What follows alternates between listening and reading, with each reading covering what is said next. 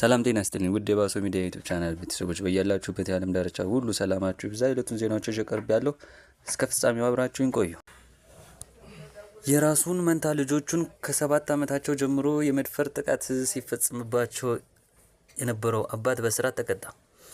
በአሰላ ከተማ አስተዳደር ቡርክቲ ቀበሌ ውስጥ 12 ዓመት መንታ ልጆቹን ላይ ከ2013 እስከ 2015 እና 17 ዓመተ ምህረት የመድፈር ጥቃት የፈጸመው አባት ላይ የእስራት ውሳኔ መተላለፉን የአርሲ ዞን አቃቢ ሕግና ኮሚኒኬሽን ኃላፊ የሆኑት አቶ ደረጀ ወርቁ ለብስራት ሬዲዮ ተናግረዋል።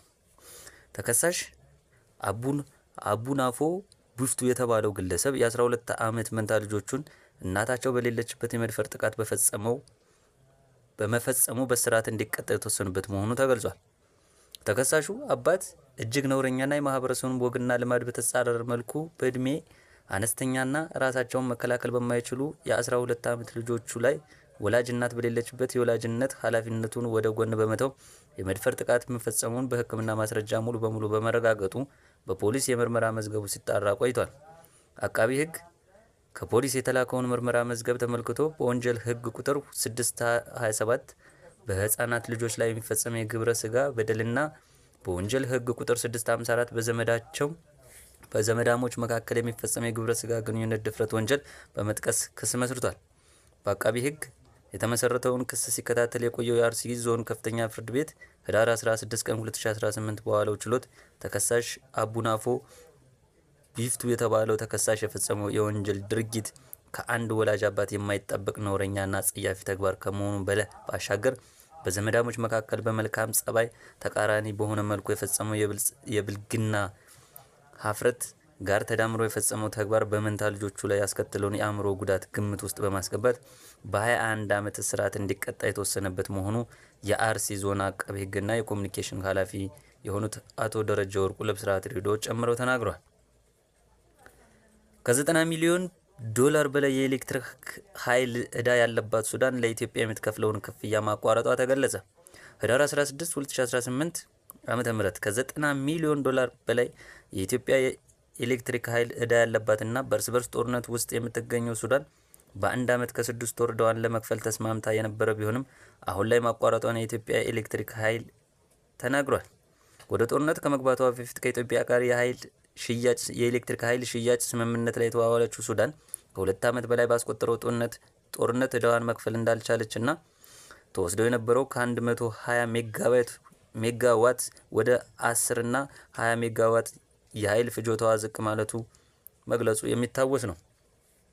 በዚህም በ2017 ዓ.ም አጋማሽ ያለባትን ዕዳ ለመክፈል ከኢትዮጵያ ኤሌክትሪክ ኃይል ጋር የመክፈያ ቀን ድርድር አድርጋ ከ1 ዓመት ከ6 ወር እንድታጠናቀቅ የጊዜ ገደብ ቢሰጣትም $1 ሚሊዮን ብቻ ከፍላ ሂደቱ መቋረጡን የኃይል መስሪያ ቤቱ የኮሚኒኬሽን ዳይሬክተር አቶ ሞገስ መኮንን ተናግረዋል። የኢትዮጵያ ኤሌክትሪክ ኃይል በሽያጭ ከምታቀርብላቸው ጎረቤት ሀገራት መካከል አንዷ የሆነችው ሱዳን ዕዳዋን መክፈል ባትችልም ሌሎች ሀገራት ማለትም ጅቡቲ፣ ኬንያና በሙከራ ደረጃ ኃይል እየገዛች ያለችው ታንዛኒያ ዕዳቸውን በወቅቱ እየከፈሉ የኃይል ሽያጩም እየተከናወነ መሆኑን የኮሚኒኬሽን ዳይሬክተሩ ገልጸዋል።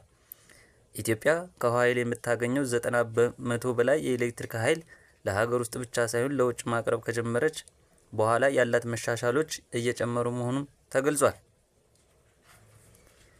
በቅርቡ የተከሰተውን የእሳተ ገሞራ ፍንዳታ ቀጣይነት የሚያጠና ተመራማሪዎች ቡድን ወደ አካባቢው ማቅናቱ ተገለጸ። ህዳር 17 ቀን 2018 በአፋር ክልል ከ10,000 ዓመት በላይ ተዳፍኖ የኖረው ኃይሊ ጉቢ የእሳተ ገሞራ ባለፈው እሁድ ፈንድቶ ፍንዳታውን የለቀቀው አመድ ከ10 ኪሎ ሜትር በላይ ወደ ላይ በመጓዝ ከአካባቢ አየር ውስጥ መለቀቁን የሚታወስ ነው። ይህን የእሳተ ገሞራ ፍንዳታ ቀጣይነትና ተያያዥ ጉዳዮችን የሚያጠና ተመራማሪዎች ቡድን ወደ ስፍራው ማቅናቱን ተከትሎ በአዲስ አበባ ዩኒቨርሲቲ የጂኦፊዚክስ ህዋ ሳይንስና አስትሮኖሚ ተቋም የፊዚዮሎጂ ሳይንስ ተመራማሪና መምህር ፕሮፌሰር አታላይ አየለ ተናግረዋል። የእሳተ ገሞራ ፍንዳታዎቹ የየራሳቸው ስም እንዳላቸው የተናገሩት ተመራማሪው ብዙ ጊዜ ሆሎንሲን ቮልካኖስ እንደሚባሉ ጠቁሟል። እነዚህ ባለፉት 10,000 ዓመታት ውስጥ የእሳተ ገሞራ ፍንዳታ ያካሄደ ከሆነ አክቲቭ የሚባል ስያሜ እንደሚሰጠው አንስቷል።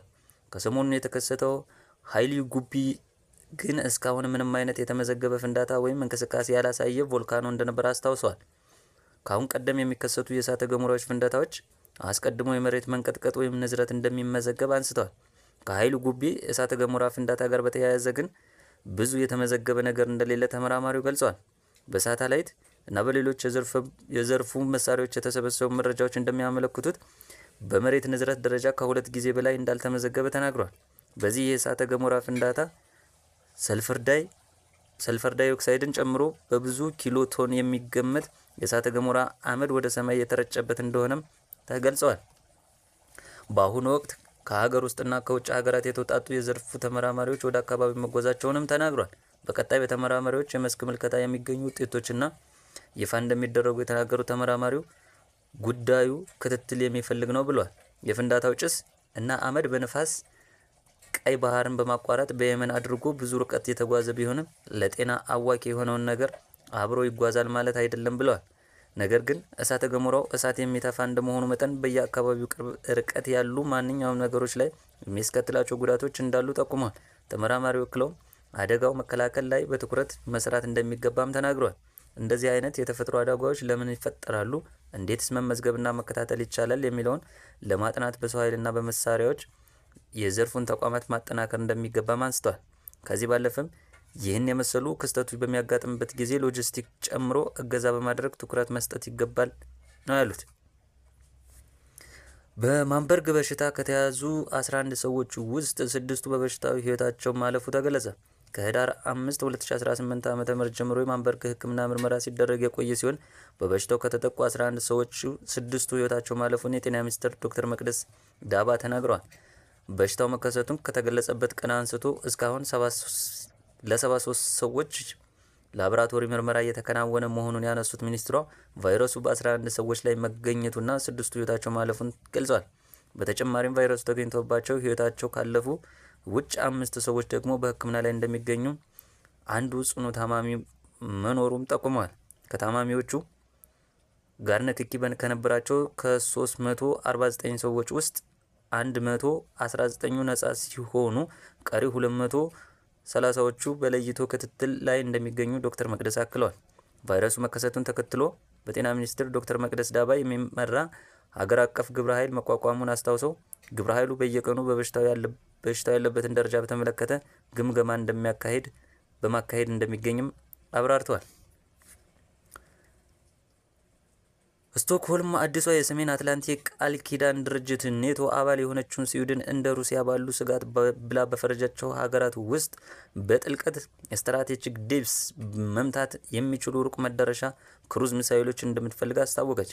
ይፋ በሆነው የስዊድን የጦር ኃይሎች ሪፖርት መሰረት ሞስኮ ለሀገሪቱ ቀጥተኛ ስጋት ተደርጋ ተወስዳለች። ሪፖርቱ እስከ 2000 ኪሎ ሜትር ርቀት ላይ የሚገኝ ስትራቴጂካዊ ጥልቀት ያላቸውን ኢላማዎች መምታት የሚችልም አቅም ላይ ኢንቨስት እንዲደረግ ይጠይቃል። በስቶክሆልምና በሞስኮ መካከል ያለው ቀጥተኛ ርቀት 1400 ኪሎ ሜትር ገደማ መሆኑን ይታወቃል። የስዊድን መከላከያ ሚኒስትር ፓል ጆንሰን ማክሰኞ ለሮይተርስ እንደተናገሩት ሀገራቸው እያደገ ከመጣው የሩሲያ ሩቅ መዳረሻ አቅም አንጻር ጠንካራ የመከላከያ አቅም መገንባት አለባት ብሏል። የዩክሬን ግጭት መጀመሩን ተከትሎ ስዊድን ለረጅም ጊዜ የቆየችበትን የገለልተኝነት መርህ በመተው የኔቶ አባል መሆኗን ይታወሳል። ስዊድን ለኪየቭ መድፎች፣ ጸጥታ ታንክ መሳሪያዎችና የአየር መከላከያዎችና ጥይቶችን በማቅረብ ቀዳሚ ደጋፊ ከሆኑ ሀገራት አንዷ ሆናለች። በሰኔ ወር ደግሞ የመከላከያ በጀቷን ከነበረበት 2.7% በማሳደግ አዲሱን የኔቶ ኢላማ የሆነውን 5% ከጠቅላላ የሀገር ውስጥ ምርት ለማደስ ተስማምታለች። የስዊድን የውጭ ጉዳይ ሚኒስትር ማሪያ ማልመር ስቴንጋርድ ሌሎች የኔቶ አባላት የዩክሬን በቂ ድጋፍ አያደርጉም ሲሉ ተችተዋል። የኖርዲክ ቴክ ሀገራት ከ30 ሚሊዮን ያነሰ ህዝብ ሲኖራቸው ከጠቅላላው የኔቶ ድጋፍ 1/3 መሸፈናችን ዘላቂ የለውም ሲሉ በቅርቡ ተናግረዋል።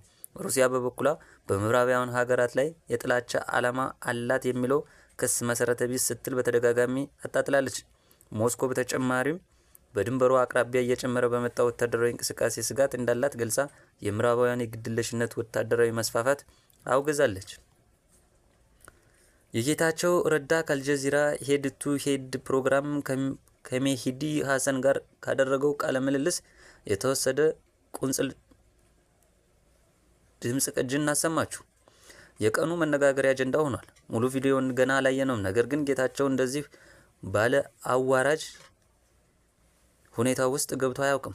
ተጠያቂ ሊያደርገው በሚችል ገለልተኛ ሚዲያና ባለሙያ ጋዜጠኛ ፊት ለመቅረብ በመድፈሩና ድፍረቱን አደንቃለሁ። ጠቅላይ ሚኒስትር አብይ አህመድ ይህንኑ እንደማያደርግ እርግጠኛ ነኝ። እንዲያውም ጠቅላይ ሚኒስትሩ የጋዜጣዊ መግለጫ ባህሉን ሙሉ በሙሉ ሰርዘውታል። ወደ ጌታቸው ስንመለስ ይህ ለእርሱ ትምህርት እንደሚሆነው ተስፋ አደርጋለሁ። በከፍተኛ ደረጃ ፖለቲካል ኮሚኒኬሽን የሚያጠና አንድ ጓደኛዬ ጌታቸው በኮሚኒኬሽን ሰውነቱ ያሳየው ውድቀት እሱ ራሱ ይህንን የትምህርት ዘርፍ እንዲያጠና እንዳነሳሳው ነግሮኛል። በእርግጥም ጌታቸው በግልጽ የሚናገር አውትስፖክን ኢህአዴግን ነው።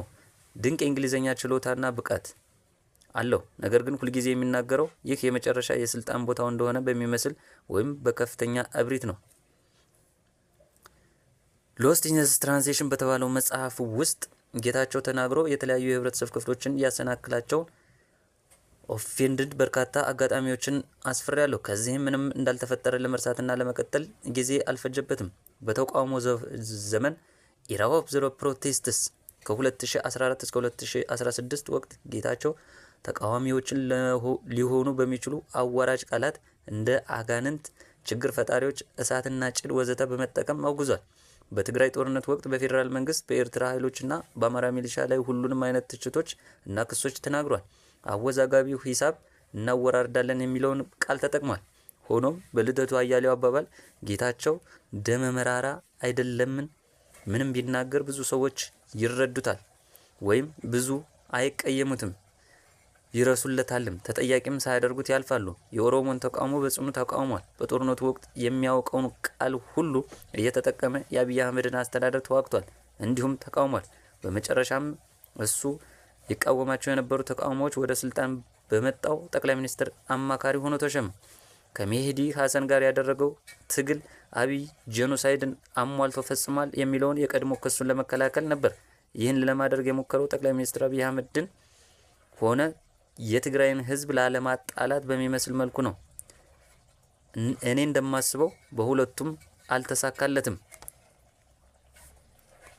በቤንሻንጉል ጉሙዝ ክልል ሲንቀሳቀስ የነበረው ተቃዋሚው የቦሮ ዲሞክራሲ ፓርቲ ቦዴፓ ከገዢው ብልጽግና ጋር ለመዋሃድ መወሰኑ ተቃውሞ ገጠመው።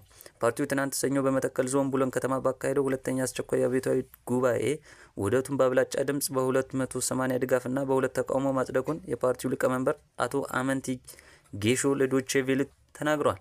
አቶ አመንቲ ውሳኔው የማህበረሰቡን ጥቅም ለማስጠበቅ ያለመ መሆኑን ገልጸዋል። በርካታ የቦዴፓ አመራሮች እሳቸውን ጨምሮ በክልሉ መንግስት መዋቅር ውስጥ ተመድበው እየሰሩ መሆኑንና ይህ መልካም ውጤት ያስገኘው አብሮ መስራት ለውህደቱ መነሳሳት እንደተፈጠረም አስረድተዋል።